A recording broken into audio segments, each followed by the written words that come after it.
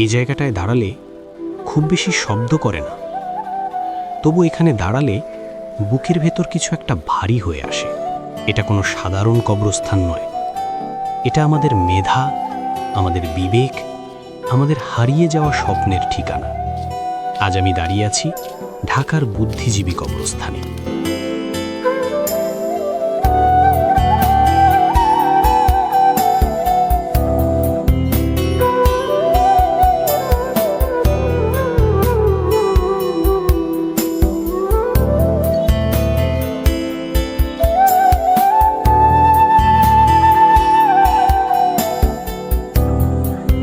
হাত বেঁধে নিষ্ঠুরভাবে হত্যা করা হয়েছিল।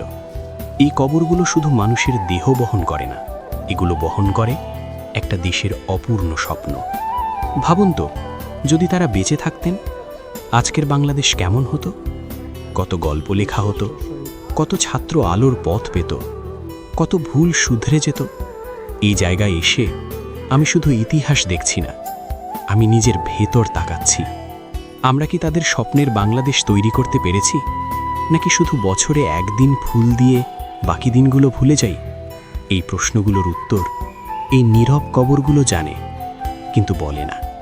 নীরব এই কবরস্থান থেকে ফিরে যেতে যেতে একটাই কথা মনে হয়, মৃতরা মরে যায় না, যদি জীবিতরা মনে রাখে। আমি মনে রাখার চেষ্টা করছি, আপনিও কি করবেন?